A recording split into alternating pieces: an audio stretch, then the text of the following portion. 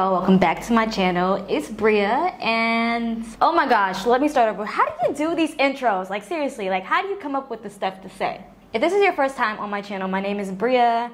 I am 24 years old. I live here in Bali. I'm from America, and that is the gist. How I got here, that's a story for another time. But today we're going to talk about some important things. We're going to talk about some things that I wish I knew before I came to Bali, so you can avoid making some of these same assumptions or making some of the same mistakes before you come here. Or if you're interested in living here, this might change your mind or make you want to. So yeah, let's get started. First thing is, it's pretty easy to come to Bali if you are from the Western world, Australia. All you have to do is show up with your passport and you can get a visa on arrival. It lasts for 30 days and you have to leave and come back to renew it for another 30 days. But if you wanted to live the rest of your life like that, then you could, you can just continue leaving every 30 days and coming back. So if you're into taking vacations, perfect. Although, if you don't want to leave every month, you can apply for something called a social visa, and that will be valid for about 6 months. The best place to process or apply for that is in Singapore, Malaysia, and a lot of people do it that way. Social visa is for people who want to work and live here, doing freelancing work, digital nomad work. Maybe you're an artist and you like to do things on commission, or maybe you're a tattoo artist. That is the perfect visa for the creative or someone who is just their own boss. So you have pretty much two choices: tourist visa on arrival, which needs to be renewed every 30 days, or social visa, lasts for 6 months, but takes just a little bit longer to process. But yeah, totally worth it if you want to stay for a while. And then there's a last visa. You can do a work visa / kitas, which you would have to get through your workplace. So say, for example, you work at a media company in Bali, they would apply for your kitas, and that's I think around $800 to $1,000 total. So I don't know. I honestly don't think it might be worth it because you're not going to be making a lot. Second thing I wish I knew is that tampons are not popular here. So if you're a tampon kind of girl, don't expect to find a lot of tampons, but there is a couple of grocery stores that carry them. Just expect to go out of your way to find them. I highly recommend getting a menstrual cup or just wearing pads, being honest. I also wish I knew about the rainy season and dry season. I came in November, which was the beginning of rainy season. It rains a lot, it pours. And it's not the best time to learn how to ride a bike. It's not the best time to want to run errands. It's just not the best time to do a lot of things. So I wish I knew to come between the months of May and early October, because that's dry season and you're going to be able to move about a little bit more freely without getting rained on. So, but if you like rain, or if you don't mind having your plans around the rain schedule, then by all means come whenever you want. I also wish I knew about the water situation. The water has some type of minerals or chemicals in it that makes your skin extremely dry. I got eczema between my fingers the first few months here from washing my hands, and the water is just a little bit different. The chemistry or whatever is in it, the material is just a little bit different. So it's not very good for washing your hair. It's not really good to brush your teeth with, besides the fact that it's not good for drinking. You don't even want to brush your teeth with it because it can wear down on your teeth.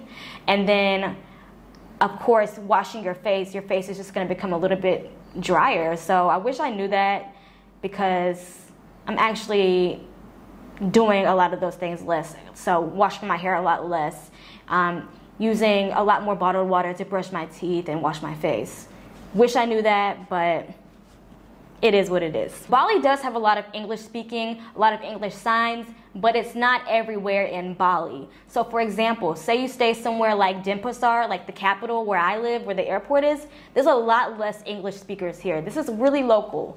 But if you stay somewhere like Ubud or Kuta or Canggu, a lot more English speakers, a lot more English signs and stuff like that. So if you're kind of dependent on people knowing English, you want to stay in areas like Ubud, Canggu, Kuta, because stay somewhere local and you're going to have a hard time finding someone to understand you.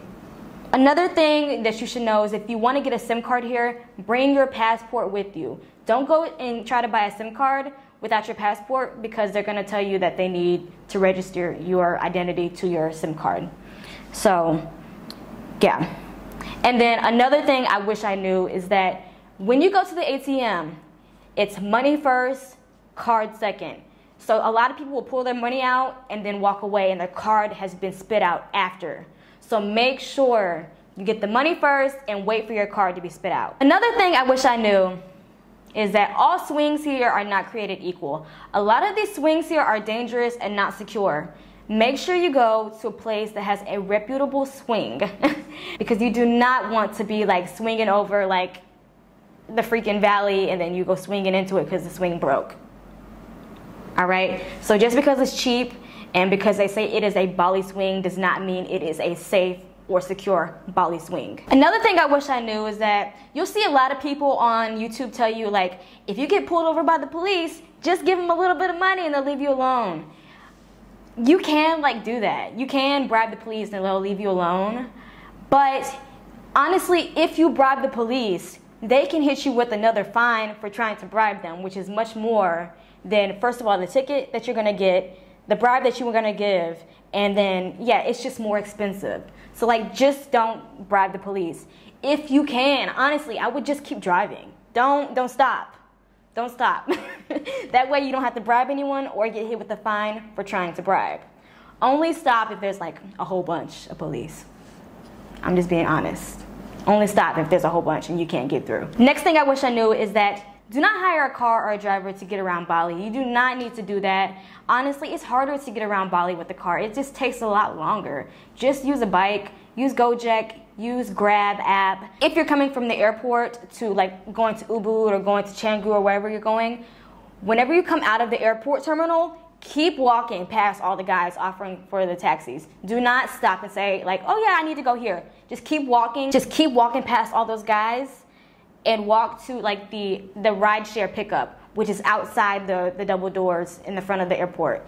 And then you need to order your Grab. The only thing is have a little bit of Wi-Fi or service, like connect to the Wi-Fi in the airport, order your Grab and Gojek, and then walk out, and then you'll find, you know, whatever you need to find. But at first, do not take the offers from the taxi drivers in the airport. They're going to overcharge you. Just use the apps. Those cars are much cheaper from the airport, especially if you need to get somewhere far like Ubud. You're gonna be paying like a fourth of the price than the price that the guys will offer you in the airport. Just walk past, be like, what's up? Welcome to Bali, thank you, and then just keep, yeah. And then just like if you need to get around, like say you're going to dinner and it's raining, that's when you should get a car like on the Gojek app or the Grab app. Otherwise, you're fine with the bike. And last thing I wish I knew is about housing and finding a place to stay. Honestly, if you're looking for a long-term place to stay, say for example you're staying for 3 months, do not go on Facebook groups to find a place to stay. Do not look on Facebook. Those are expat and like foreigner traps. They're gonna like charge you ×8. It's like walking into a mouse trap on purpose. Don't do it. Don't look for housing on Facebook. Do not look for housing on Facebook or social media, period.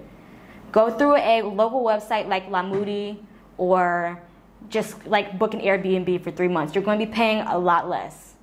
Do not look on Facebook. I repeat, do not look on Facebook for a place to stay. That is a trap for foreigners, and you will be paying a lot more than you need to live somewhere like Bali. Don't go on Facebook. All right. I think that's all I have. I'm gonna be making a video about finding a place, like a little bit more comprehensive video, like if you wanna stay for like 1 month, 2 months, and you need to find a place to stay. I'll be making a video about the steps and like websites you should use, but like I beg of you, don't use Facebook. They're preying on foreigners there. They're preying on foreigners. Don't do it. All right. If you have any more questions, leave them down below and I'll get to them. I respond to almost every comment. Personally, I read everything. So, yeah, let me know. See you guys in my next video. Love you so much. And, wow, I will see you guys next time. Bye.